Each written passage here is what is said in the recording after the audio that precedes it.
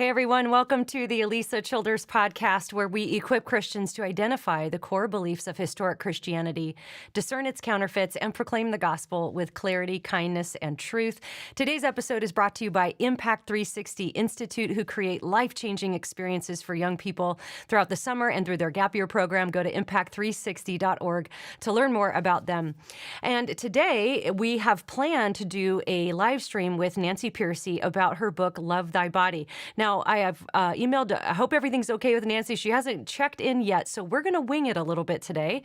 And if Nancy signs in, we're going to bring her in, and she's going to take your questions live. But if not, you're stuck with me. You've got me today, and I will take your questions live. So anything you want to ask is fine, and I will do my best to answer your questions as you bring them. But I love the book, Love Thy Body, because how important it is for Christians to make sure that our worldview lines up with reality.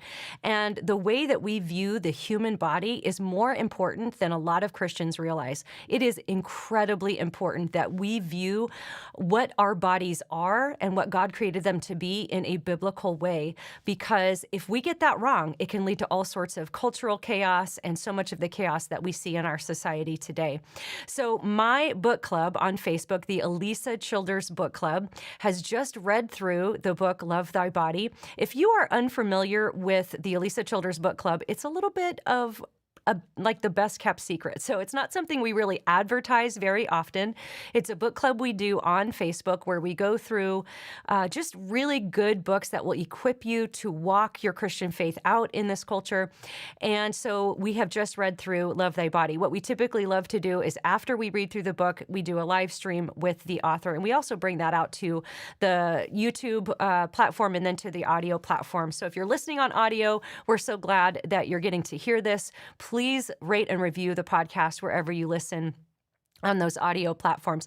If you're interested in joining us for our next book study, we would love to have you. We have over 6,000 people in the Alisa Childers Book Club on Facebook, and we have opened it back up for new members. So if you want to go to www.facebook.com/groups/Alisa Childers Book Club, you can apply to come on into the book club and join us for our next study. And in a moment, I'm going to tell you the next book that we're going to be going through, and we're going to start the next study in June. So you've got some time to get into the book club, get the next book. But again, that's facebook.com/groups/Alisa Childers Book Club. Okay, so I'm very excited to let you know about our next book study. And it is going to be, many of you may have already read this, but I think that the book we're going to read next is one of the most foundational and important books for Christians to read to really be able to understand their Bibles. And that is called How to Read the Bible for All It's Worth.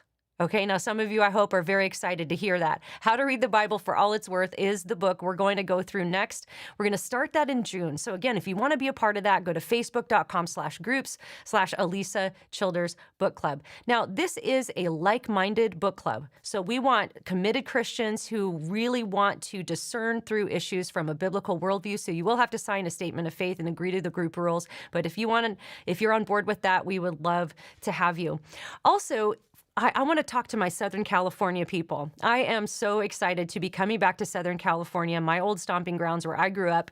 We're going to be at Calvary Chapel, Chino Hills on May 6th for the Unshaken Conference. This is a conference that my friend Natasha Crane and I have brought to you. We've already done one in Dayton. It was amazing. Our friend Frank Turek is joining us this year as we help equip you to walk out your Christian faith in an increasingly chaotic culture. So if you are anywhere in the Southern California area, we would love to have you come out to Chino Hills on May 6th. You can go to unshakenconference.com to register for that. And if you're anywhere in the Tucson area, or if you're in the Nashville area, we're coming to you as well. So September 23rd will be Tucson, and November 4th will be Nashville. And tickets for that go on sale this month. So if you want to register for Tucson, if you want to register for Nashville, you can go to unshakenconference.com to register for those this month. Okay, so I also want to make sure you know about the new podcast that I'm doing with Natasha Crane. So if you love this podcast, if you love the in-depth hour-ish podcast episodes, that's great. This is the podcast for you. But sometimes people are looking for something a little bit shorter, a little more bite-sized, a little more cultural. So the Alisa Childers podcast, we tend to go into more evergreen issues. We tend to go into deep dives into church history and biblical reliability and apologetics and things like that. The Unshaken Faith podcast are weekly 15-minute episodes where we talk about topics that affect you more culturally. A couple of recent episodes that we've received a lot of great feedback on was the one about how to discern a church website. That can be incredibly confusing. I get asked this question all the time in Q&As, is how can I find a church that's biblically faithful? Sometimes what's on the website doesn't really line up with what's being taught in the actual church. So we walked you through that, got lots of good feedback on that one. We talked about the American Girl book and the transgender ideology that is sweeping up so many of our young people, in particular how that's affecting young girls. We received a lot of great feedback on that. And then probably our biggest episode was the one we did on the He Gets Us campaign and some thoughts that we had about that. So with that said, I want to just open this up to questions, guys. We're gonna wing it. We are going to do a kind of a free-for-all Q&A today. So if you have any questions, if you're watching in the Facebook group or if you're watching on YouTube, please write the word question in all caps before you write your question. And I'll try to get to as many of these as I can. And, anything you might want to ask about Love Thy Body, anything you might want to ask about topics we've talked about on this podcast, I'm at your disposal today, so go ahead and ask away. So I have the first question here from Kimberly on YouTube, and she is wanting to know what books or devotional to go through with a tween girl. What about a boy? So Kimberly, my honest answer to this question is that the best devotional that you can do, especially for a young girl or young boy, is to read through the Bible. Now, I know that that's not going to be the most exciting thing for your young person to do, but I think that it is probably the most valuable way to help equip them to have a lifelong faith. Because if they read devotionals, there's ways devotionals can maybe avoid certain topics. And I think as young people, even going into the elementary school age, it's really important that we open up our physical Bibles and read through those things with our kids and don't skip the hard stuff. I think it's incredibly important to read it apologetically. So if a difficult passage comes up, if it's a passage that you might feel like you are wrestling through a little bit, if you feel like it's something that you're not even really equipped to comment on and you don't know how to answer, that's a great opportunity for you to equip yourself and to get some good resources. I have a resource page on my website. If you go to alisachilders.com, you'll find some great resources there of just how to answer certain questions, if it's a question of reliability or historicity of a particular account, or if it's a particular passage that some people would say, hey, there's a contradiction here. What a great opportunity to inoculate your young person to be able to read through those things and not be afraid. So I really recommend the Apologetics Study Bible for Students. I've heard from young people in my own life that that's been a way that's sort of opened up the Bible to them in a new way. They've never even really been that interested in reading the Bible, but because the Apologetics Study Bible for Students will address some of those difficult topics as you go through them, they find it really, really helpful. So as far as a particular book or devotional, I'm just of the mindset that, I'm not against something that's written for a tween girl or a tween boy, but typically most of the stuff that's written for them is kind of shallow. It's a little bit fluffy. And I think we underestimate kids when we do that. I think that they can handle the difficult stuff and we can teach them how to wrestle through scripture for themselves. And so having those times as a family, this is something we do in our home where we gather around the breakfast table in the morning, and that's when we do our Bible reading. And I find that sometimes the kids are kind of bored, but then other times there'll be a question, and then we stop and we address that question, and that'll be something that will spark more theological conversation and really provide an atmosphere where the bigger questions can be addressed and where kids know, hey, mom and dad aren't going to freak out if I ask this. And then there's just this environment where we can discuss these things really openly. So I would recommend just skipping the devotionals and go straight to reading the scripture for yourself and with your kids. All right, Emma, Question: how far is the current culture confusion over the body based on the old lie of Gnosticism? I'm so glad you asked this question, because this was a huge theme throughout the book Love Thy Body that we just read through in the book club. So I'm going to read that question again. How far is the current culture confusion over the body based on the old lie of Gnosticism? Physical bad, spiritual good. So if you are unfamiliar with the heresy of Gnosticism, I did address this very briefly in my book, Another Gospel. But Gnosticism was one of the earliest heresies to face the Christian church. In fact, many scholars believe that 1 John was addressing a type of proto-Gnosticism, an early version of Gnosticism that was beginning to come into the church.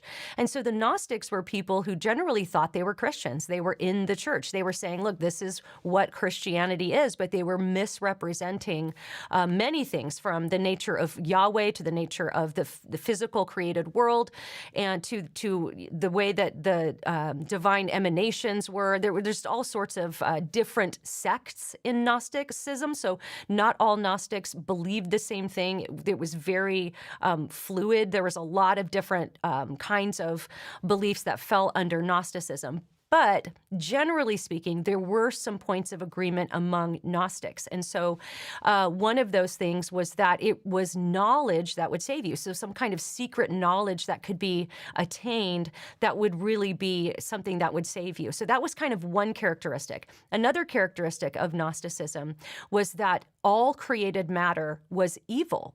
And part of that had to do with one of the sects of Gnosticism taught that there were emanations of different gods, and the God that actually created the universe, so Yahweh, was actually evil.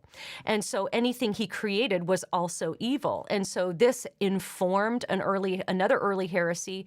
I believe it was called Docetism, but I'm going off the top of my head right now, so somebody can correct me if I got that wrong, where they didn't believe that Jesus was fully human, because if he was fully human, that meant he had a human physical body, which would make him by nature evil. And so they had to get rid of the idea that Jesus had a physical body. And so that was a heresy that was sort of informed by some of this Gnosticism. Now, the question is, how far has current culture confusion over the body, how much is that based on the lie of Gnosticism? So, I mean, I can't speak to exactly how informed by that specific heresy it is, but I can say this. There are a lot of similarities, both in the idea that it's this secret knowledge that will save you and that the physical is bad. And let me elaborate on that. So I do think when we think about movements like progressive Christianity, for example, many progressive Christians, when you read their literature, will say things like, hey, the church has misunderstood things for a long time, and we're evolving in our knowledge of God, and we know things today that Paul didn't know. We know things today that the ancient Israelites communing with God in their time and place didn't have access to.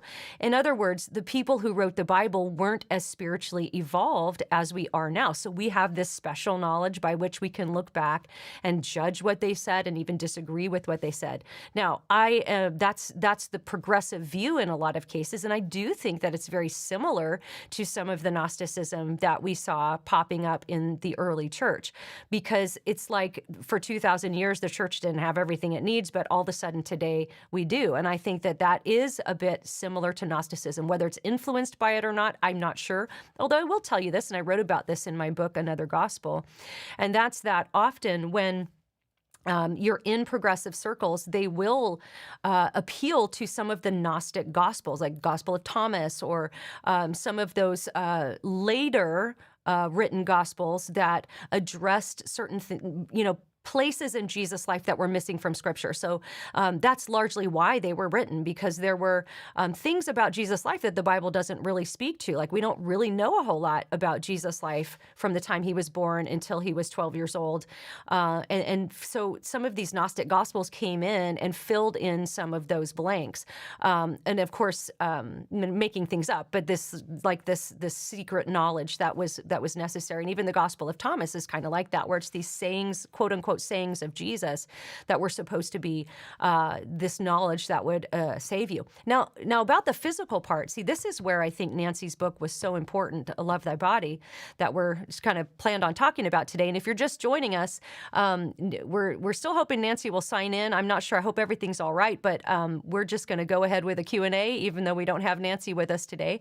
But the Gnostic idea that the physical was bad is something that I don't know, again, if it's an influence, but there's definitely a similarity today. And I think even a lot of Christians buy into this. Have you ever heard a Christian say, you are a soul, you have a body? This is something that's very popular, very common that is said. And in my opinion, I think that's a incorrect view of the human body, because as humans, we have a human nature. There is something about us that makes us human. There's this humanness, right? What makes somebody a human? What puts you in that category?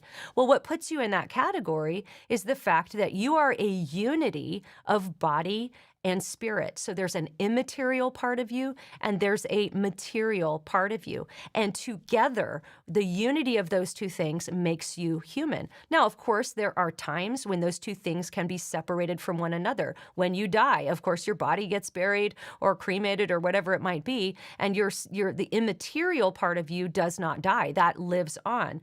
But if you think about how the Bible talks about what humans will be like in eternity, we will be embodied in eternity. We will have glorified bodies in heaven. So we're not going to be like these floating spirits around where we have finally shed the physical matter. We will be embodied for eternity.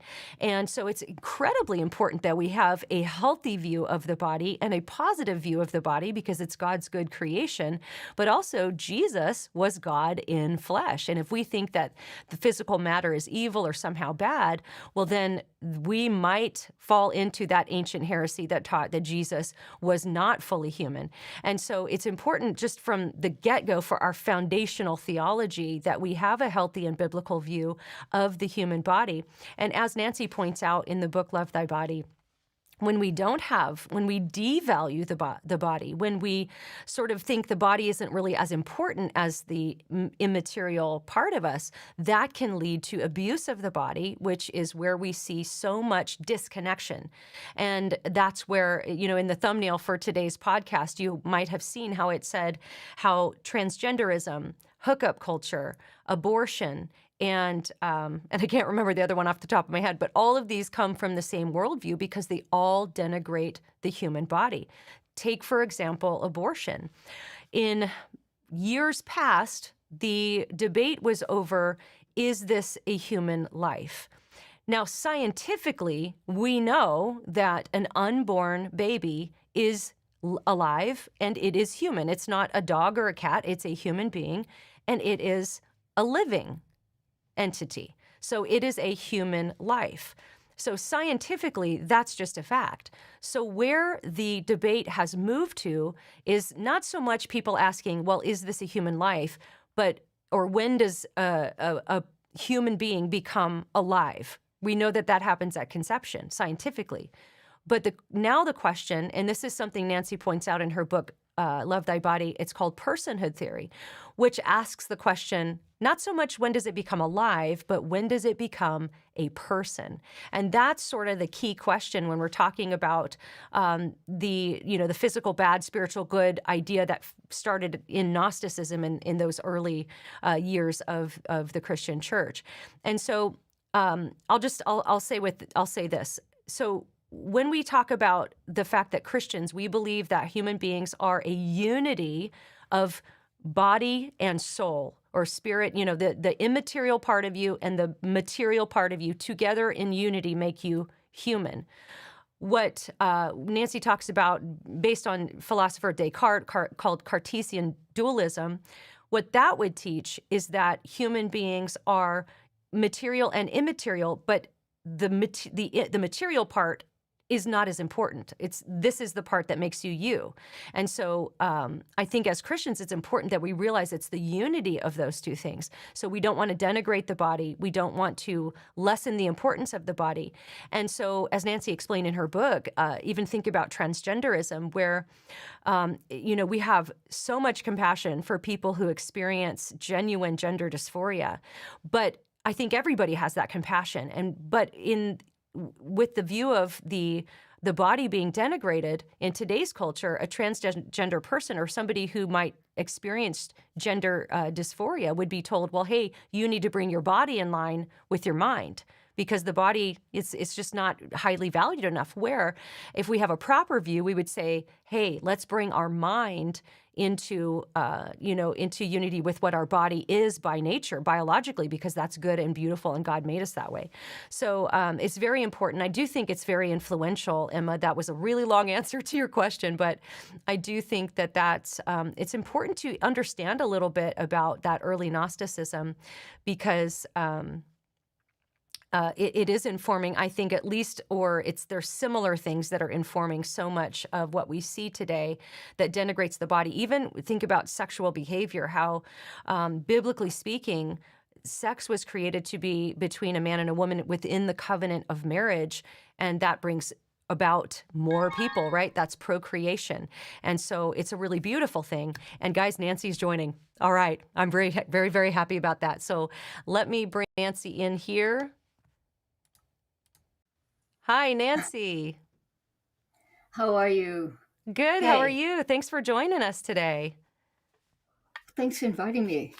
This is Yes. great. Well, we are live, and we have lots and lots of questions for you. And I am so glad that you've chosen to join us today. I was so thrilled when you said yes to come on the show today.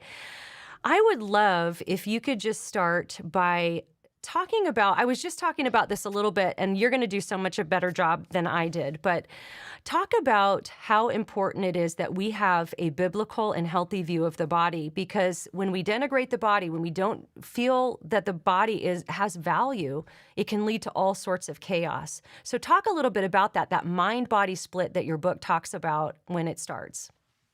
Right. So one of my students put it this way. She said, growing up in the church, I was always taught body good, spirit bad. Oh, I just said it backwards. Sorry. Spirit good, body bad. Yes. You better get that straight. And when I use that in my lectures, I always get lots of nods. A lot of people say, oh, yeah, that's basically the perspective I grew up in, that my body didn't really matter. This physical world didn't matter. All that really matters is the spiritual realm. And the trouble is that today, if we want to counter secular worldviews, it turns out that the secular view underlying all the issues in my book, from abortion to euthanasia to homosexuality to transgenderism and so on, the secular worldview denigrates the body. And if we want to be effective in speaking to our culture, we have to realize that, in fact, Christianity has a much higher view of the value and dignity of the human body. If we don't have that, if we don't thoroughly absorb that, we won't have an answer to the secular world in our day. So I think a lot of people have a hard time getting their minds around this, because as many of my students will say, well, wait a minute. If you are not a Christian, if you think the material world is all that exists, don't you, by definition, think the material world is really important? And the answer is no. You can think the material world is all that exists, but if it's a product of blind, mindless, purposeless forces, then it has no intrinsic purpose or value. And so you can be a materialist and still actually have a very low view of the value, dignity, and significance of the physical world, including the human body. So I'm, my main goal is as an apologist, right? So, I came to Christianity as a young adult, and through apologetics, I did have a lot of intellectual questions. And so for me, I'm really motivated by, well, how do we answer the secular worldview? I actually had somebody recently say, well, haven't you almost overemphasized the body then in your book? And my answer is, no, I do, in fact, in my book, I do qualify it by saying the physical world is not the most important part of reality. But as Martin Luther once said, if you're not fighting at the point where the enemy is actually attacking, if you're fighting over here and you're fighting over there, but you're not fighting where the enemy is actually attacking, then you're not really in the battle. And right now, it is the physical body that is under attack by the secular world. And that's why I focus on that. Yeah, that's so good because I remember when your book first came out and I saw the title and it even hit me a little bit because I think I came a little bit from a background that would have said, we mentioned this on the live stream already, where that phrase, you are a soul, you have a body, which is really popular in some Christian circles. And I don't think they're really thinking all the way through what they're saying. But when I saw the title, Love Thy Body, I thought, I hope that's not going to just be like a self-help book. And I mean, which of course it is not. It is very, very good. And Nancy, I got to tell you, this is my second time through reading this book. We've just walked our book club through. We've got over 6,000 people in our Facebook book club. And I think that I don't know if I've seen the group more engaged with a book than with this one. And it's just been so valuable and so helpful.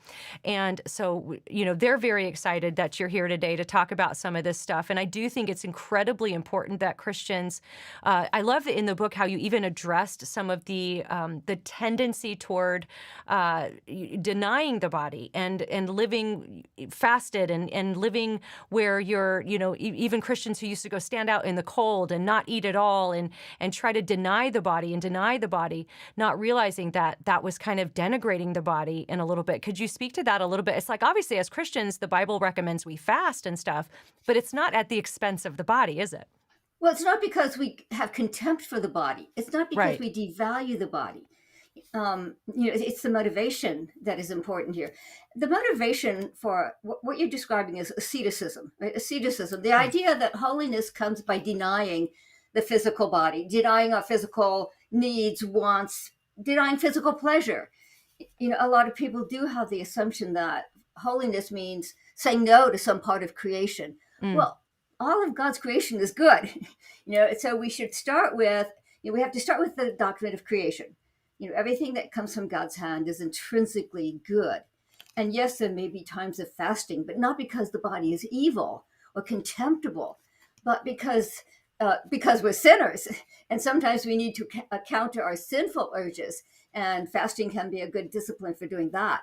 So denying ourselves is not denying the way God intrinsically made us.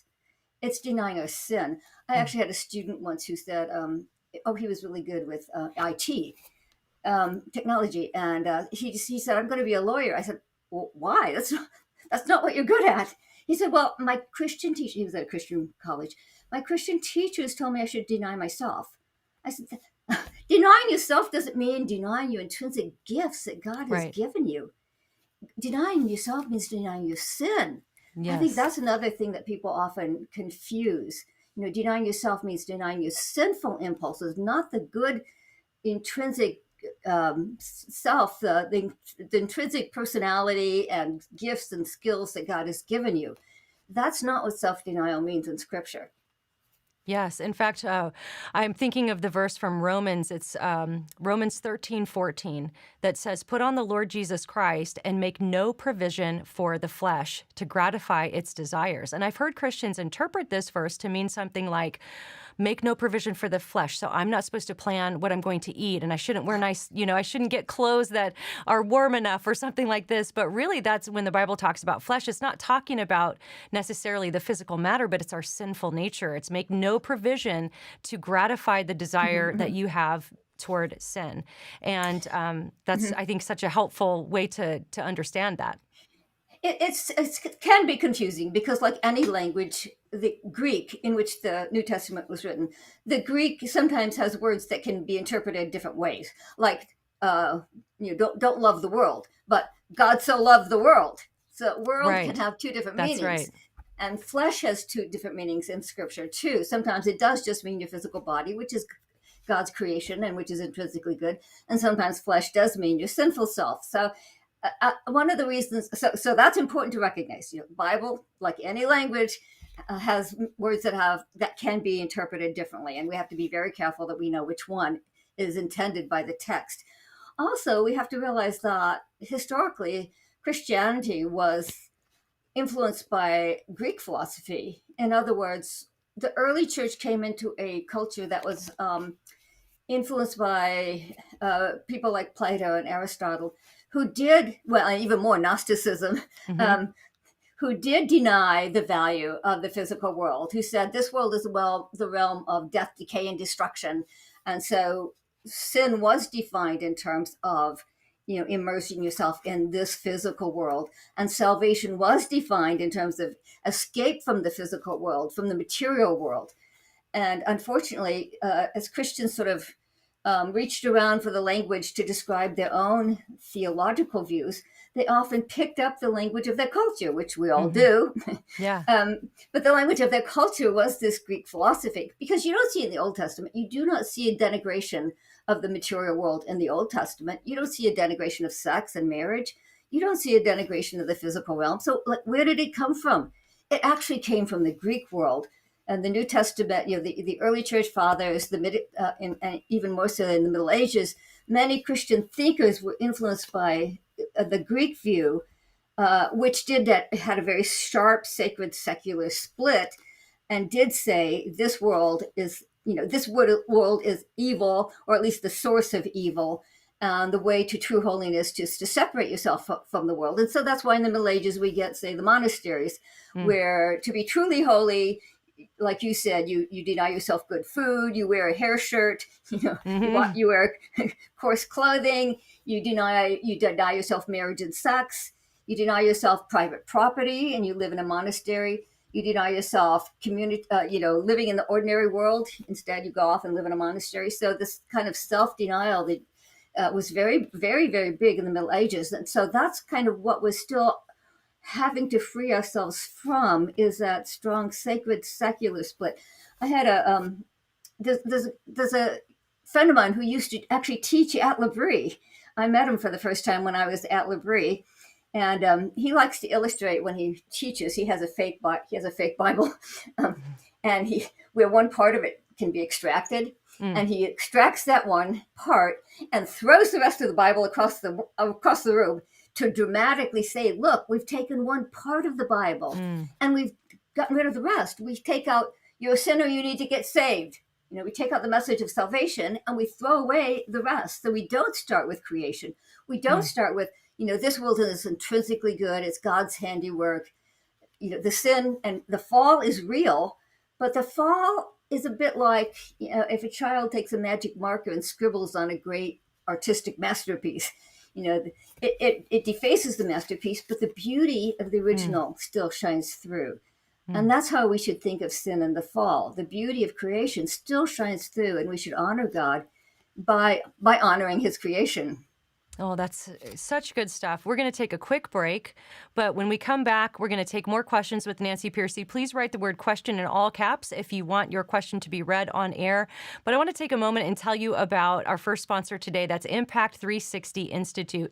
I've talked about Impact 360 on the podcast before. You all know that I go to Impact 360 3 or 4 times a year. I speak at all the events, the Propel 1 week experience for students. I speak at Immersion, which is a 2-week experience for students. And I also go spend a couple of days every year with the Gap Year students. It's a 9-month Gap Year program that is absolutely so wonderful. And here's what I love about Impact 360. They don't just turn your kids into apologetics robots.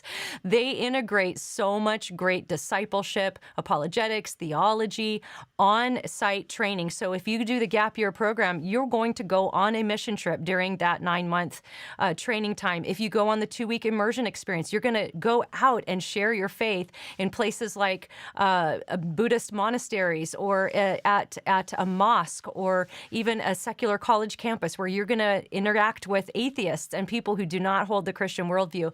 But Impact 360 is going to disciple our students through those experiences to help inoculate them for what they're going to face when they go out into the real world. So if you want to learn more about Impact 360, go to impact360.org. You can apply right now for the Propel experience. I think that that's the only one that still has some spots left. Immersion is full for this year. But if you have a student who has maybe an idea to take a gap year program before college, check out Impact 360. I highly recommend it. Again, check out impact360.org. Okay, Nancy, here's a question from one of our book club members. Do you see any way out of this transgenderism? Or is it one of those things we just have to accept will be part of this fallen world? Never in a million years did I think that we'd be at the point where gender would be considered something one can feel instead of a biological reality. Oh, yeah, great question.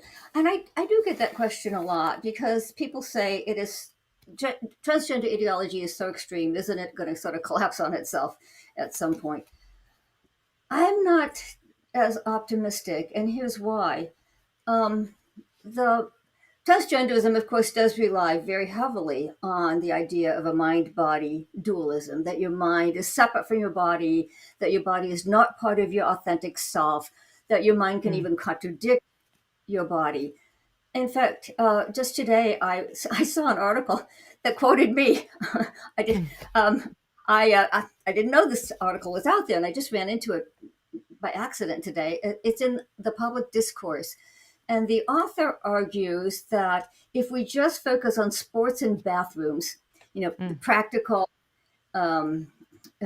policy issues, we're going to come across as, hateful and bigoted and so on, because that doesn't give us an opportunity to show a positive message. Whereas if you, and then he quotes me saying, if you focus on the mind-body dualism, it gives you a positive message, because what you can say is Christianity has a high view of the body. This is what we want to really communicate to people, is that we value and give significance, moral significance to your body. That's a much better way to win people over, especially people who themselves may be struggling with gender dysphoria, is to say, Christianity actually gives greater dignity and value to who you are, including your physical self. That we want to see you integrated, not disintegrated, not separated. Yeah. That fragmented self. That your body is separate from your mind. It leads to its sort of inner fragmentation, even self-alienation. In fact, one of the books I read, I think it may have come out after Love Thy Body, and so it may not be in there. But it was the first academic level defense of transgenderism. So, of course, I had to read it, because what the academics say is what filters down eventually to ordinary people. And this was a Princeton University professor, and she was defending transgenderism. But to my great surprise, she admitted it involved self-alienation, self-division, self-conflict. I thought, this is a defense? Whoa. But then she said, but that's okay, because, and this is a direct quote, what the physical body tells us is nothing. It has no meaning at all. Wow. So that's really the message that's percolating down all the way to preschool and and toddlers. Like you probably saw the Blue's Clues with its gay pride parade. So it's filtering all the way down to toddlers, that your body has no meaning at all. Yeah. And so the answer to the question is, this dualism has been there for a long time. As I said, it started with the ancient Greeks and the Gnostics, the Manichees. Remember, Augustine was a Manichee. Yeah. And in the modern world, it starts with Descartes. Descartes gives that a philosophical expression. It's in Kant, Immanuel Kant. It's so deeply rooted in the Western mind that it's going to take a lot to overcome it. And my guess is it will continue for a while. In fact, when I give my talk I'm now asked often to give a talk just on transgenderism, sure. As opposed to the whole book, Love Thy Body. And so I always end on transhumanism, because we understand a movement better when we understand what its end game is. And the end game for many transgender ideologues is transhumanism. And I have several quotes from transhumanists actually saying transgenderism is just a stepping stone to transhumanism. That people who think they can separate their body from their mind are really just leading us to the next step, which is we're going to transcend the body. Right? We'll get, what's his name? Kurzweil, who is the Google director of engineering. In other words, these are not fringe characters. These are very prominent figures. Ray Kurzweil is his name. Says, why care about the human species? Species is a biological concept. What we're doing, this is a direct quote, what we're doing is transcending biology. Well, transcending biology is exactly what transgenderism says they're doing. And so it's not surprising that the next step for many of the more ideologically motivated people is to transcend, so to speak, transcend biology altogether. The other one is Martine Rothblatt, who is enormously wealthy, the founder of Sirius XM radio, so extremely wealthy, was a man named Martin, transitioned to female identity and now calls himself Martine. By the way, there was a headline not long ago in the news that said, the wealthiest female CEO is a man. It's Martine Rothblatt. Perfect. That's perfect. And he actually has a book called From Transgender to Transhumanism.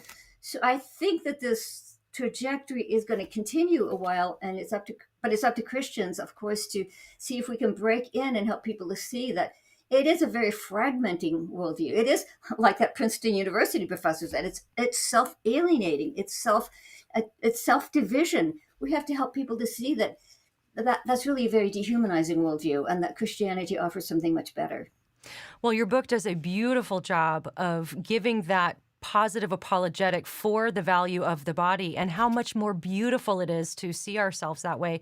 You mentioned Augustine. I've recommended this on the podcast before, but one of my favorite books is Confessions, where he talks about leaving the Manichees and repenting for, so specifically, he's repenting for so many different things. And it always stood out to me, even before I really understood that mindset of the physical being bad and the spirit being good, is that he had a concubine for, I think, 11 or 15 years, because for him, he could just separate that off because that's just the body. But, he would work on his spiritual self. And then, of course, he was repenting for that in Confessions. I always recommend that for people. But in your book, you really saw a lot of, I think, where we're at today, even though your book's only, what is it, about 5 years old, I think, maybe?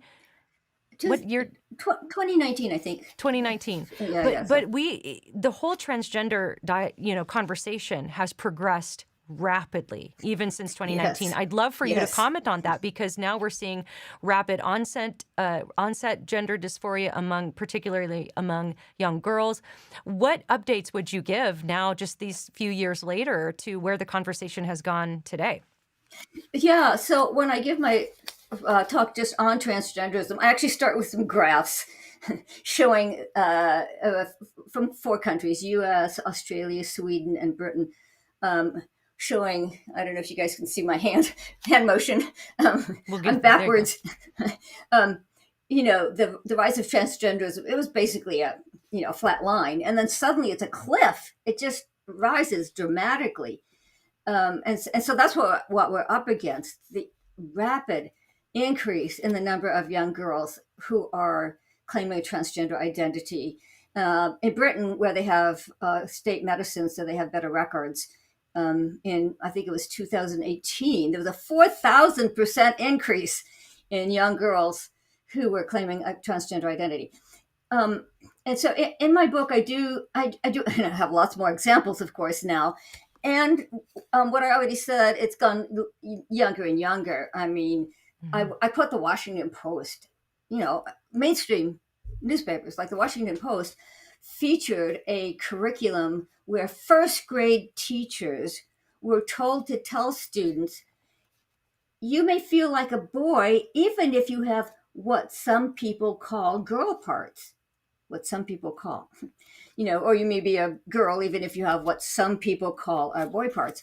So that's first graders being told, your body does not tell you anything about who you are. And young people are coming, little children are coming home from school saying, what am I?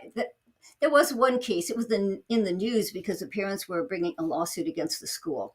The little girl, first grade, the little girl was coming home and saying, Mommy, my teacher said well, just what the curriculum says. My teacher said, just because you have boy parts doesn't mean you're a boy. Just because you have girl parts doesn't mean you're a girl. So, mommy, what am I? And this little girl actually said to her mom, please take me to a doctor so I can find out what I am. Wow. And so they were suing the school for emotional distress. Yeah. So where I would update it is it's gone lower and lower. You can't say, oh, let's talk to our teenagers. No, you have to talk all the way down to your first graders and your toddlers today, because that message is being imparted at a very young age. So that's one update I would definitely make. And another one is the difference between traditional gender dysphoria and the rapid onset gender dysphoria, which is totally new. Traditionally, when it was called transsexualism, it was almost always male, almost exclusively a male phenomenon, and it started when children were quite young. And so you may remember that in my chapter on transgenderism, I do start with the story of a very young child who was a boy. And I mean, before he was even walking, it was clear that this kid was not a normal boy. As his babysitter said to his mom, he's too good to be a boy, by which she meant he was sweet, gentle, compliant, and the things that we normally associate with girls. When he was in preschool, every day when his mom picked him up, he was playing with the little girls, not the little boys. And in elementary school, he was coming to his parents weeping frequently, saying, I don't fit in anywhere. Well, his actual words were, I think the way girls do. I'm interested in the things girls are. God should have made me a girl. What does it do? What does it do to a parent's heart? When a child comes home. By his early teens, he was scouring the internet for information on sex reassignment surgery. So you say, what did his parents do? And by the way, I did just write an article on this for the Federalist, giving more detail than I was able to do in the book. So if you want to follow up, it was in January. But what did his parents do? First of all, of course, they urged him to take his identity from his body, right? That our feelings can change and often do, but our body is an empirical fact that does not change. And so it just makes sense to take our identity. It's just rational. It's more reasonable to take your identity from your body. They also told him that he did not have to be bound by sexual stereotypes. They said it's okay. It's perfectly okay to be a gentle, sensitive, emotional, relational boy. It does not mean you are really a girl. It may be that God has equipped you for one of the caring professions, like counseling, psychologist, healthcare worker. His parents even took him through the Myers-Briggs personality test. I don't know if you have used that, but, men and women can be at both ends of the spectrum. Boys can be gentle and sensitive, and girls can be more take charge, rational, athletic, whatever the stereotypes are. And here's what his parents said to him. This was their favorite phrase. It's not you that's wrong. It's the stereotypes that are wrong. Mm-hmm. And he had a particularly severe case. In other words, you probably have heard that a lot of kids with gender dysphoria outgrow it, so to speak, in puberty, because there's that rush of hormones that often makes them feel more, at home with their sexual identity. This Brandon didn't. He continued into his early 20s.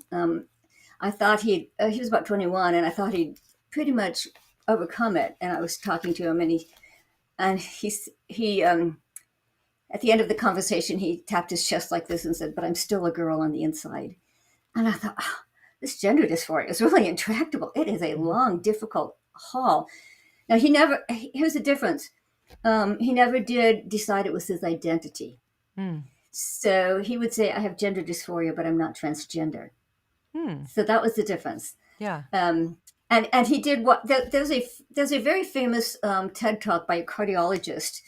And the most famous line from it is, every cell has a sex. Mm-hmm. And as a cardiologist, her concern was that the symptoms of an impending heart attack are different for men and women. And so her point was, well, women are going to the doctors and the doctors don't recognize the symptoms because they've been trained to see only the symptoms that men have. Um, and they send the women home and they have heart attacks.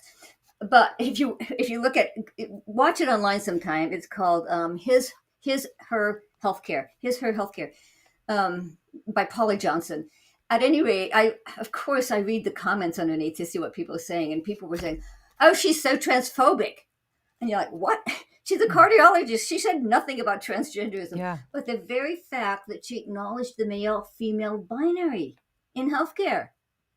And finally, somebody wrote, "Look, guys, she's not transphobic. She's just saying that when you get sick and the doctors put you on the operating table, they need to know your original biological sex to give you the best medical care." Yeah. So this is what Brandon, that's the name I gave him in the book. This is what Brandon finally realized. Medically speaking, I can't actually change my sex. Here's how he put it. He said, "A human being is not a computer disk that you can erase and start over again."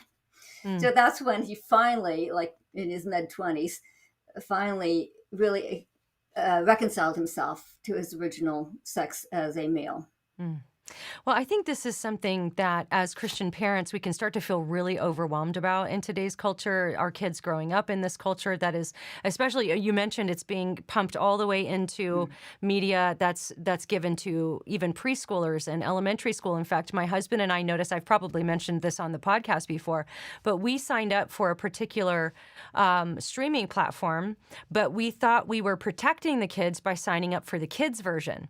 So we signed up for the kids version and noticed immediately that all of the videos that were put in the queue to just start playing after the one they had watched were all radical gender theory informed. They were all trying to pump in this radical gender theory. So we actually got rid of the kids version and just put parental controls on the adult version, which was not doing that.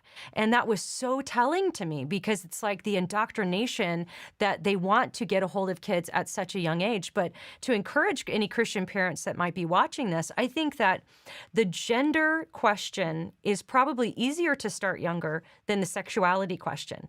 And here's what I mean by that. It's like, a 4-year-old child, you can't really explain probably the mechanics of sexual intercourse for them to even understand some of the other stuff that's attached to that topic. But what you can do is teach them the difference between a man and a woman, a boy and a girl. I remember with my daughter having pictures like this is a man, this is a woman, just of, the face so they can see. And explaining to them their anatomy, like you have, and use the real words. You have one of these, and that makes you a boy. You have one of these, this makes you a girl. And it's not just that, but other things, like you said, it's in every cell and what our bodies are designed to do. And also, I think we can bust the stereotypes as Christian parents. If you have a girl who's more into sports or what might be more stereotypically male, encourage her by saying, like you mentioned, and so beautifully in your book with the story of, I believe it was Brandon, you can be an athletic female. You can be a female who is really into, chess or whatever the stereo. You can be into fixing cars, and that doesn't make you a boy. That's a stereotype. In some cultures, it's the women who hunt and the men who cook. So, some of these things are culturally constructed. And I think it's important for us to point that out to kids, just as you did so beautifully in your book, that we don't need to buy into all the stereotypes that our culture gives us on these things. Yeah, one thing that surprised me, speaking of Brandon, he said the hardest place is Christian circles. Christian circles are almost go overboard sometimes trying to stand against the culture, and therefore they almost overemphasize some of the stereotypes. Brandon, in his high school, there was a group of Christians who wanted to start a Christian manhood group. Well, what did they emphasize? Well, the founder, the student who founded it was from a military family, but they emphasized, very much military virtues then, sort of toughness and strength and, the willingness to fight. And Brandon didn't join it. He said, just to say, he told me multiple times Christian groups are actually the worst. So I think your point is well taken. Christians should really rethink the stereotypes. There's a movie, documentary by BBC that is called Transgender Kids. who's right. And it did feature a young girl who, by age 2, was telling her parents, "I'm a boy. I'm a boy." Wow. And when they refused to treat her as a boy, she would have screaming, fall down temper tantrums. It was very, very difficult. His father said raising, her name was Alex, raising Alex was like a war zone. It was very difficult. But they did find a gender clinic, by the way. This is before gender clinics were all closed, before the laws outlawed any sort of therapy. Of course, now you pretty much cannot give therapy to Yeah. kids who have gender dysphoria, because unless you do anything but straight, immediately affirm, you'll lose your license. So this was before that had happened. Um, and the gender clinic encouraged Alex to be less rigid in her gender stereotypes. They said, there's lots of different kinds of ways to be a girl. You can be a girl who plays with Barbie dolls, or you can be a girl who plays hockey. This was in Canada. One of the largest gender clinics was in Toronto, Canada. Well, at age 8, her parents finally took her to a softball team. And she said, "Oh, there's other girls like me." She Right. literally said, "I found girls who were maybe even more tomboy than I was, and who were kind of sporty and athletic." She said, "I had never seen that before." Well, to me, like, I would have taken her when she was 4, Yeah. Yeah. At 8 years old, they finally discovered this. But and it took, by the way, it took 4 more years. It took until she was 12 before she really made the turn and accepted herself as a girl. Mm. But this was another great example of where the stereotypes are what made her think she must be a boy, because she did not fit the typical sort of feminine frilly stereotypes. She was much more of a tomboy. At any rate, I think it's the point you made is well taken. Churches really need to rethink this. We can affirm femininity and masculinity Yes. as part of God's creation, without buying into the cultural stereotypes, and that's important. Yeah, and that can be tough to untangle sometimes, but that's something we all need to start thinking a lot more about. And I hear somebody's got a book coming up soon about the toxic war on masculinity that I'm looking forward to reading. That's your next book, right? We'll have to have you back to talk about that one. We're going to go to a quick break, and in a moment, we're going to come back with a question about IVF. So I'm looking forward to your answer on that one. But I want to tell you about our next sponsor for today. Of course, Good Ranchers, you guys. I just have to make some confessions to you today. So I already subscribe to Good Ranchers for monthly, but my husband and I have been talking about this for a while. We bought the Prepper Pack today, and if you go on goodranchers.com, you can look at the Prepper Pack. We just got a freezer in our little laundry room area, and so we are going to fill it up with Good Ranchers meat. And there's 3 reasons that I really think Good Ranchers has really changed the way, honestly, that I buy meat, and I think it should change the way you buy meat as well. So first of all, if you subscribe this month, in the month of April, you're going to get free bacon for a year. That's $240 worth of free bacon. That's 1.5 pounds of bacon in every box. And so go to goodranchers.com and you can take a look at that while I tell you the other reasons I have. And, the bacon tastes so good because the pork is made the right way. And here's what I mean by that. The pigs are never in crates. And that happens a lot on factory farms. They're put in crates, but Good Ranchers never uses antibiotics or hormones.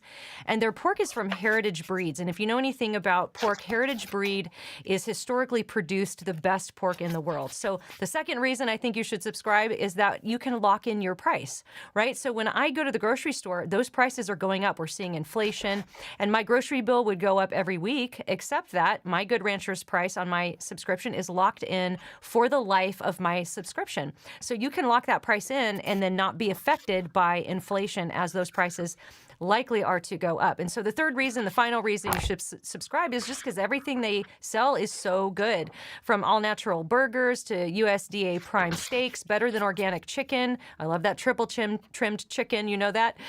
This is just going to change your standard for how you buy meat, and we just love it. In fact, I know I'm just making confessions, but I've got a couple packages of ground beef thawing up there because we're going to eat tacos after this live stream. So it's just great. It makes it a no-brainer. Makes dinner super easy. So head over to goodranchers.com. Use my code Alisa. You're going to get $20 off your first box. So you can get free bacon, great meat, secure price, and a bonus $20 off today. Go to goodranchers.com. Use my code Alisa. Goodranchers.com. American meat delivered. All right.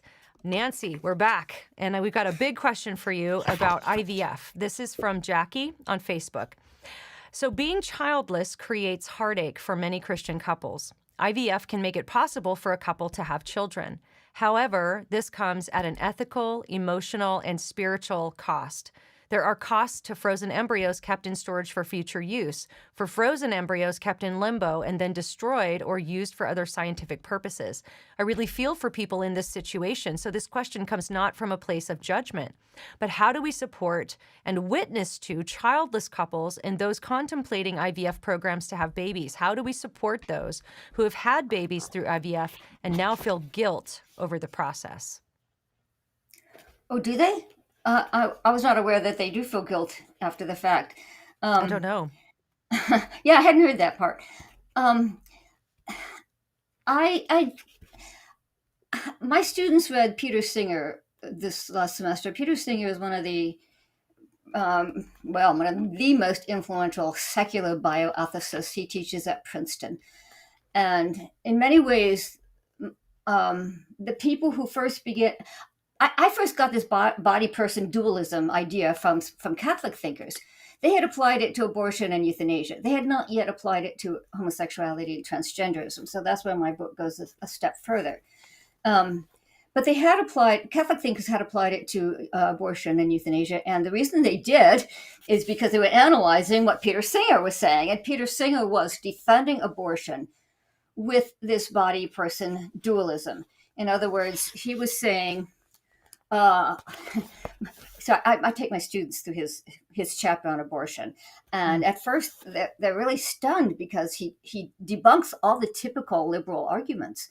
You know, the liberal arguments like, well, it's not really human, or it's part of the woman's body, or whatever. He's debunking them all, and my students are like, "This guy's great!" You know, he sounds like he's on our side. And then suddenly they get to the part where he pivots, and he says, "Well, of course the fetus is human.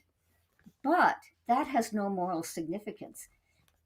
That doesn't mean that the fetus has any moral standing. That doesn't mean that it warrants legal protection. Being a member of the human race or the human species doesn't have any moral implications at all. You have to become a person defined in terms of a certain level of cognitive functioning, mental abilities, self-awareness, and so on." And he has really set the stage for most secular bioethicists today. Most of them today do argue that way. They do not deny that the fetus is human.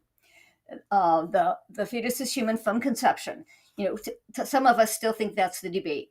At least amongst professional bioethicists, that's not the debate. They know that the fetus is human from conception, and they will say so. And they all borrow from Peter Singer. They all say, but it's not a person. So that's where the body person dualism first arose, is we began to see secular people making that distinction. And that's how we realized we needed to start addressing that fragmented, divided notion of the human being. And he, interestingly enough, he says moral conservatives, which includes most Christians, are actually inconsistent on in vitro fertilization, because they're not acknowledging that to get to the point where we are now, you had to have a lot of failures. You had to have a lot of failures in the lab where you put the sperm and egg together and it didn't work. In other words, you had to kill a lot of embryos. If you're opposed to killing embryos, you have a problem with in vitro fertilization, because we only got to the point where we're now successful. Well, and by the way, we're not that successful. For people who've tried, it's very expensive, and you have a lot of failures still. The failure rate is quite high. But his point was, you moral conservatives haven't really thought this through, because you're saying the fetus is human from conception, and yet you're accepting a technology that has allowed us to kill a lot of embryos. So I do think Christians need to think through this carefully. In Love Thy Body, I was thinking of a quote. I pulled up my book while you were promoting the Good Ranchers. um, but there was a quote from Gilbert Mylander. He is a Lutheran bioethicist, and he has a section here. If you want to go back and look at it in the book, it's on page 253, 254. And he does warn that we have become that we're developing a commercial mindset toward babies. That in vitro fertilization and surrogate motherhood and so on are creating a notion that the baby is a commercial product, and that when you pry reproduction loose, from natural parenthood, you do allow for a mentality to develop that children are products. And he notes um, he notes the dangers of that. And of course, as he says, children become merchandise to be evaluated according to standards of quality control. And if the paying parents do not believe they are getting their money's worth, they may reject the product, which of course has happened many times. If the baby turned out to have Down syndrome or something, the parents, return the product. And here's how he puts it, though. Here's the key quote. He said, the technological mindset is apt to see everything, even children, as raw material subject to human control and remaking. And Mylander warns, quote, we are tempted to see ourselves as only a free spirit detached from a body. There you go. There's that body-person dualism. To see ourselves only as a free spirit detached from the body. What we risk here is a separation of person and body that demeans the body and makes of it a thing, a product, a commercial product. I think that is something we really need to come to grips with as we look at in vitro fertilization. Yes, I've had some friends who've done it as well. And actually, I do encourage snowflake babies, because those babies are already there. Yeah. It's like adoption. Yes. Adoption. Those babies are already there. Snowflake babies are a form of adoption. Yeah, Nancy, I was at a speaking event, and this woman brought her baby, and I was like playing with the baby, and she said, "This is a snowflake baby," and I didn't know what that was. I said, "What is a snowflake baby?" She said, "We adopted an embryo." I had never heard of that before, and what a beautiful way to honor life and to to just live out that pro-life ethic, just to get to meet this baby that was an embryo, a frozen embryo, until I think it was was adopted. Yeah. One of my friends has a snowflake baby, so yeah, I've walked with them through that process. But the other thing about in vitro fertilization, of course, is that it has opened the door to surrogate motherhood. So there we have another body. We have the mother's body, the surrogate mother's body. And again, I just saw something. I saw an article just today. Twitter's so great. You see so many articles, but they go past so quickly. There was an article on how the mother's body is dehumanized, the surrogate mother. They're called tummy mommies and belly buddies. They're developing cutesy little titles as a way of saying, you're not really the mother. We're just using your body. And and again, this is something I do talk about in the book, and I'll call your attention to it. It's under baby farming. But this was a quote by a journalist named Julie Bindel. I really like her stuff. She's a lesbian. So I thought this was interesting that as a lesbian, she would write about the dangers of surrogate motherhood.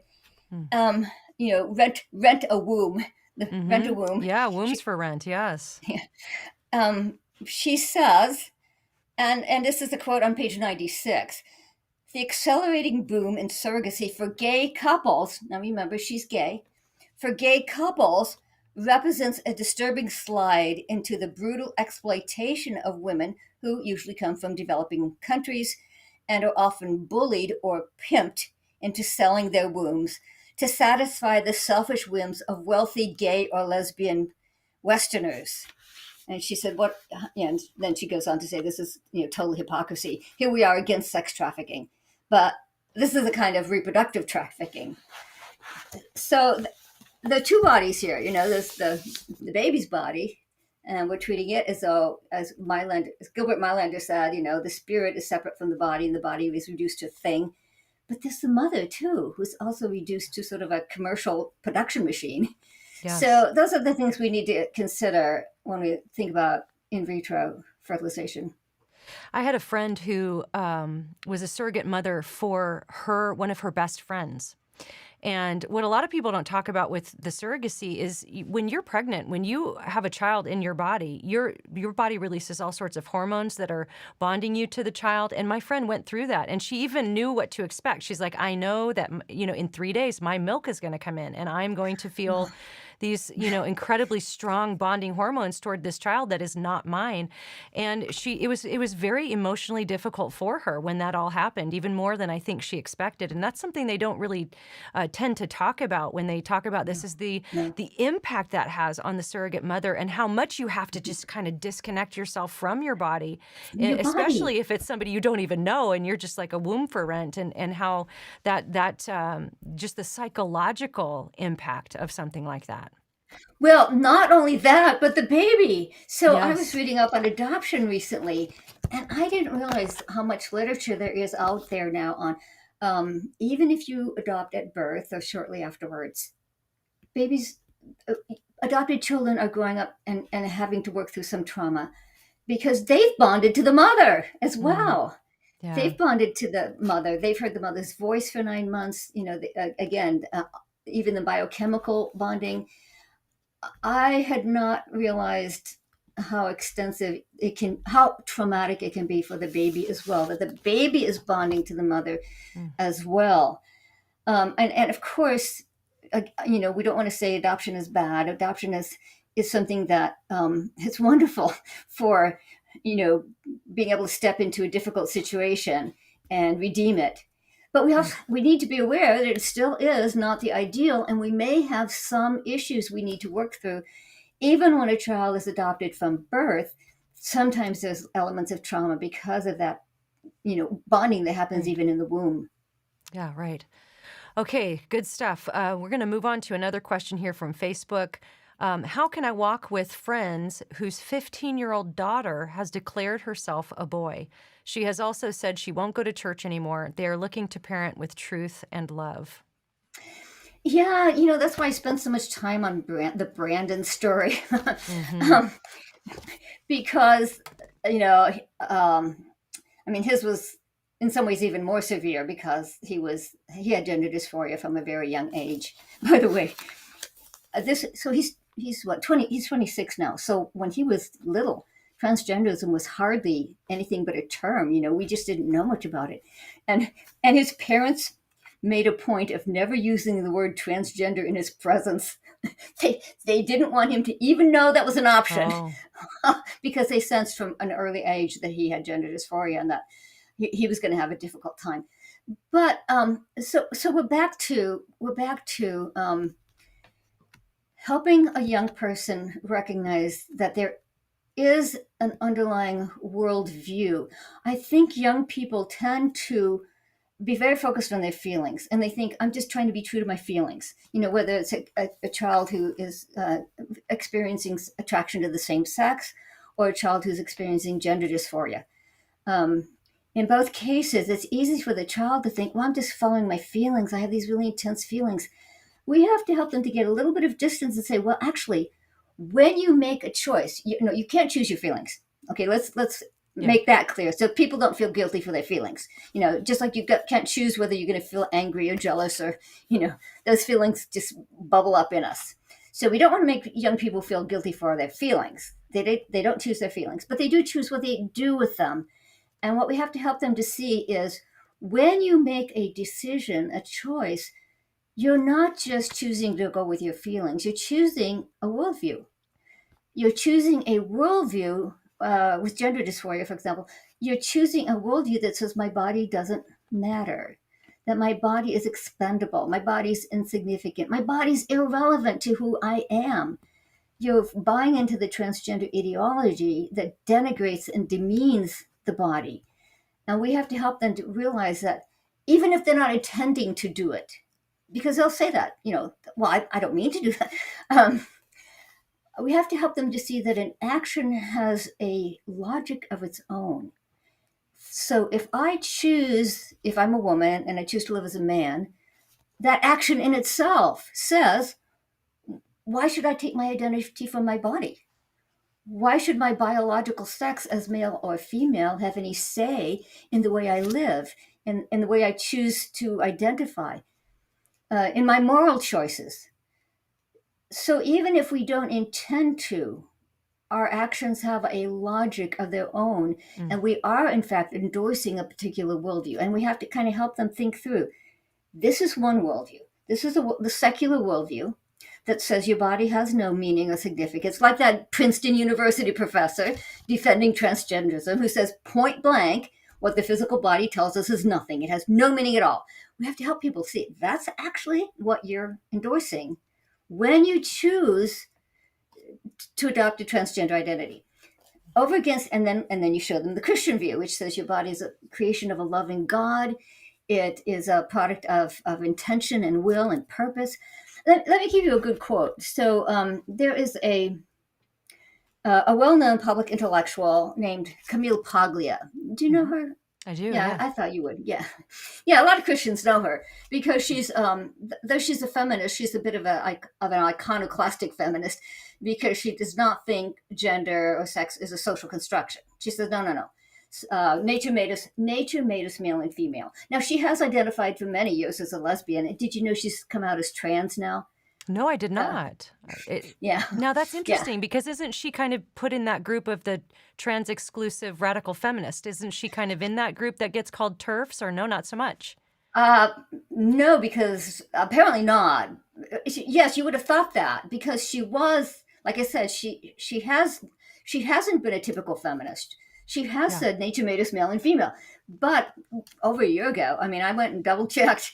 She came out as trans. So, but either way, the logic is the same. Her logic is this: nature made us male and female. You know, wait, she has a quote where she literally says, "We are designed for sexual reproduction." Designed, a strange word for an atheist. And then you say, well, if we're designed, you know, as male and female, how do you justify being, well, either lesbian or trans? You know, they both reject the body. And here's how she explains it. She says, well, nature made us male and female, but why not defy nature? That's her word. Why not defy nature? After all, again, direct quote, fate, not God, has given us this flesh. We have absolute claim to our bodies and may do with them as we see fit. Wow. So the logic here is, if our bodies are products of mindless, purposeless forces, then they have no intrinsic purpose that we are morally obligated to respect. You know, they give us no moral message. They give us no clue to our identity. We may do with them as we see fit. So that is the worldview behind both the homosexual and the transgender movements. And of course, our argument is, well, the body does have purpose. We are morally obligated to respect it. Science itself shows us that living things are structured for a purpose. You know, eyes are made for seeing, ears are made for hearing, wings are made for flying, fins are made for swimming. In fact, the development of the entire organism is driven by an inbuilt plan or blueprint, the DNA code. So science is on our side here when we make the case that our bodies do exhibit a plan, a design, a purpose. And our argument is that people will be, or if you're talking to your 15-year-old daughter, you will be happier and healthier when you live in accord with that purpose. Yeah. So again, it's a positive message. Is my point. We have to help them. I'll give you one more story because this is also in the book. It's Rebecca, and she was attracted to other women. Even after she got married, she continued to have a problem with it. And so she discussed it with her husband one day, and here's how he put it. It's very similar. He said, because you are biologically a female, because this is how God made you, that no matter what your feelings are right now, and that's how we have to talk to our children sometimes, no matter what your feelings are right now, I understand you can be confident that you will ultimately be more fulfilled with a man. Sexual relationship with a man. And of course, he said, this was Rebecca. Rebecca's husband said, of course, it goes both ways. I'm a man. And so whatever my feelings might be, I can be convinced, confident that I will be ultimately more fulfilled with a woman. And that was a turning point for Rebecca. Because it was logical. It made sense. Yeah, that was a powerful story. Yeah.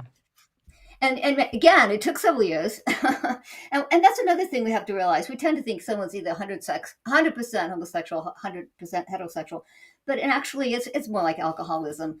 A lot of alcoholics, they go for years, sometimes sometimes sliding back into alcoholism, often having temptation, just because someone still continues to have temptation. We shouldn't overpromise. This is how so-called conversion therapy got a negative image, partly because it overpromised. It said, if you do our program, you'll be completely free of any temptations or attractions. Well, that's not true. It's rarely true. Most people do struggle with it for years. I mean, God can zap people Sure. once in a while. In a while. We all have stuff we struggle with. Yeah, absolutely. My mother-in-law was a severe alcoholic, and God zapped her, and she was healed overnight. That's not common. Yeah. So we should realize that with most people, we shouldn't make them feel guilty because they continue to have temptation. It's a process, often over many years. For Rebecca, I said when her husband made that comment, it was a turning point. It took about 4 more years before she was really free of sort of the compulsive attraction, the girl crushes, as teenagers call it.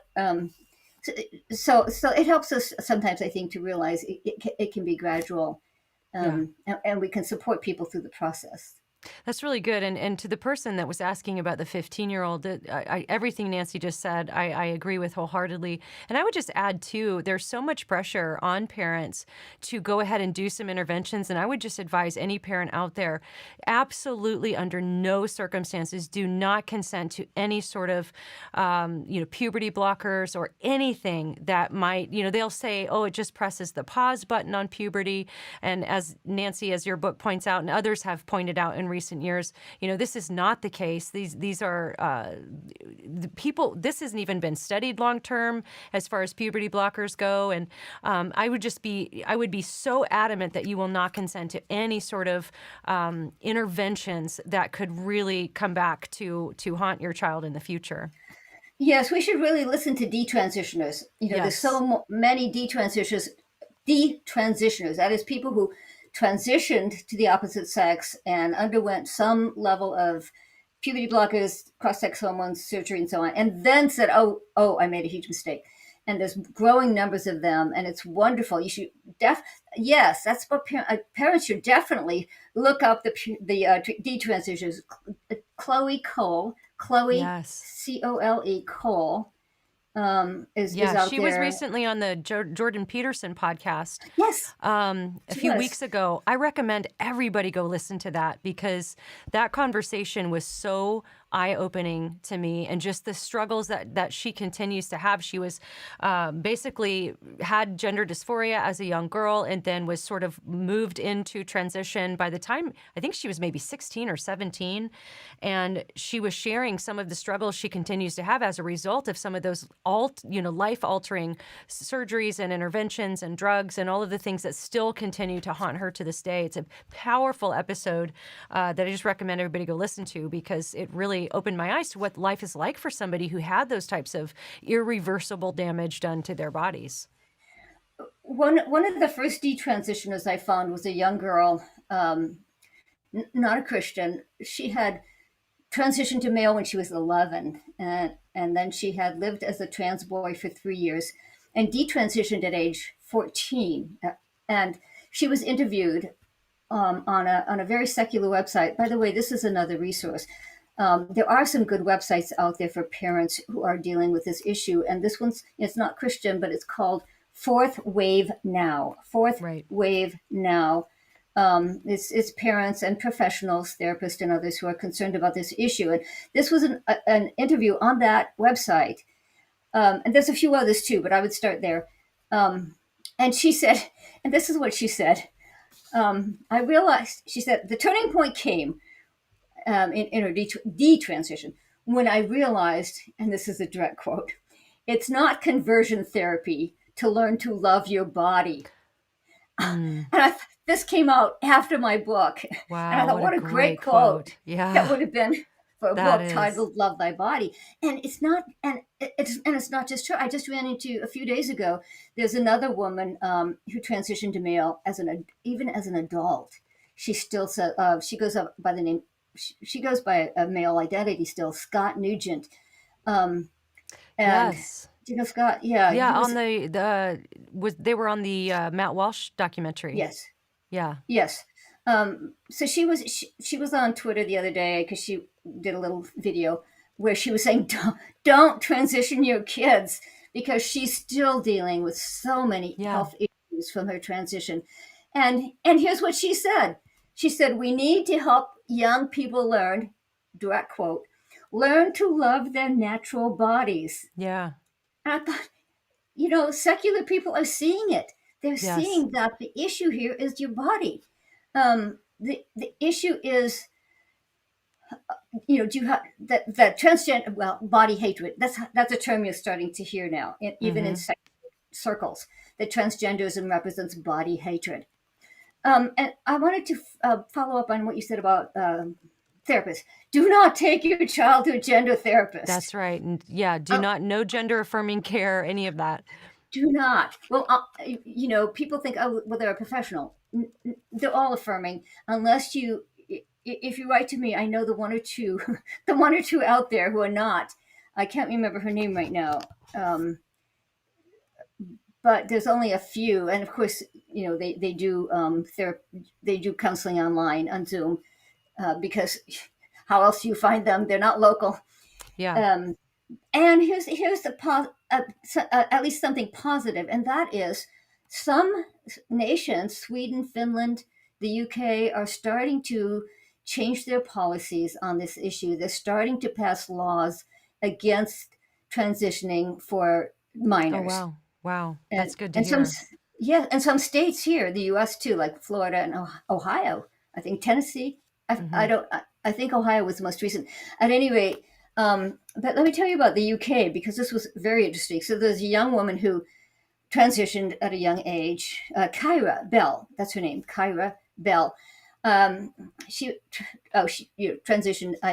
Starting at age 13 or something like that, and she went to the largest clinic in the UK, which is called the Tavistock, and they transitioned her, and then she later detransitioned, and she brought a lawsuit against the Tavistock, against the clinic, and went all the way to what they call the High Court, which is their Supreme Court, and she won. She won. Wow. Unfortunately, on appeal, she lost. Mm. But through that lawsuit, the justices found out what was happening at the gender clinics. And she Mm. said they were shocked. They had no idea that young people would be transitioned at such a young age and with so little counseling. That was her lawsuit, right? That I had all Wow. kinds of trauma and psychological issues. None of them were addressed. I was just fast tracked into transitioning as if that would solve it all. So that was the essence of her lawsuit. And so they closed down the Tavistock. They closed the clinic. Wow. The largest gender clinic in the UK was closed because of her lawsuit, because that publicized the issues. And when the public found out what was really happening at this clinic, and by the way, a lot of clinic workers joined the protests. They were seeing it and they were disagreeing with it. So anyway, this is huge. The Yeah. largest gender clinic in the UK was closed, and so we have hope. Yeah. Here we have hope. Right. There And are that's what Jordan Peterson was even predicting. This is all going to go to court. This is all going to get settled in the Yes, courts. Like this it is where is. this is heading.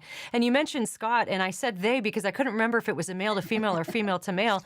But if anybody has watched the What is a Woman documentary by Matt Walsh, Scott showed her arm where the muscle was removed for the surgery. And it's just so sad to see things like that where people are being mutilated and not taught to love their bodies, which hopefully people will read your book and learn to do that very thing, is to love the body that God gave them. Well, Nancy, we're about out of time, but I would love to just give you the last word. What would you like to leave our audience with? What kind of encouragement for Christians that are living in this particular cultural moment? Wow. I'll have to think It's a a minute big because we question. did cover an awful lot. Yeah. Is there anything left that we didn't cover? Well, we didn't Um, really talk about, because in the thumbnail we mentioned how transgenderism, hookup culture, abortion, and how they're all connected. So maybe you can Good, kind of good. tie that up for us, and how those are all kind of connected from and come from the same worldview. Good point. Yes, because that's what's really unique about the book. Like I said, there are some Catholic thinkers who applied it to abortion. Um, some people, we tend, Francis Schaeffer actually said this once. He said, we tend to deal with each issue individually. We argue, we memorize the arguments for this issue and we memorize the arguments for that issue. And he said, what we fail to do is address the underlying worldview. And so that's what's most unique about the book, because I do show that all of them end up with the demeaning of the body. So abortion, we touched on it already, but it's the idea that professional bioethicists agree that biologically, physiologically, genetically, the fetus is human. The evidence from science, from genetics and DNA is just too strong to deny it. So how do they get around that and support abortion? They say, well, the fetus is human, but it's not a person. So that's why that split was first applied with the abortion issue. And of course, euthanasia, it's the same reasoning, just in That's right. reverse. They say, if you lose a certain level of cognitive functioning, then you are no longer a person. And at that point, there's one bioethicist who says, you are only a body. I thought that was an interesting way of it. You are only a body. And if you're only a body, if you're merely biologically human, then of course your organs can be removed, your food and water can be discontinued, your treatment can be stopped, you can be unplugged. So again, the whole issue rests on, being human. Well, being human is not enough for human rights. So it has undermined the whole notion of human rights, because being human, when here are people who are admittedly human, whether it's the fetus or whether it's the euthanasia, admittedly human, and yet we're being told that gives them no moral standing, that gives them no rights, that gives them no legal protection. So it topples the whole notion of human rights. Mm-hmm. And so that's kind of the bigger issue that's impacted. The hookup culture, I deal with people who basically, I have a lot of quotes in there from college students who basically say, the only way I can participate in the hookup culture is to separate my mind from my body. This young college student named Alisa, who says, the hookup culture is very scripted. These are her words. Very scripted. You learn to turn everything off except your body. You make yourself emotionally invulnerable. So there's, essentially they're training themselves in the body person split. And there's a quote from a college student who was quoted in Rolling Stone magazine, who said the mistake people make is they think that there's two different dimensions that can be separated, the sexual side of the relationship and the emotional side of the relationship. And they pretend that there are clean lines between them. That's their actual words. So you can almost visualize that little diagram that you saw in the book. Body person. Here it's sexual versus personal relationship. There's a Christian college psychologist who said the two most prescribed medications on the college campus today are birth control pills and antidepressants. Wow. And she said that's not a coincidence. Yeah. So the hookup culture is another expression of, I can separate who I am as a person from what I do with my body.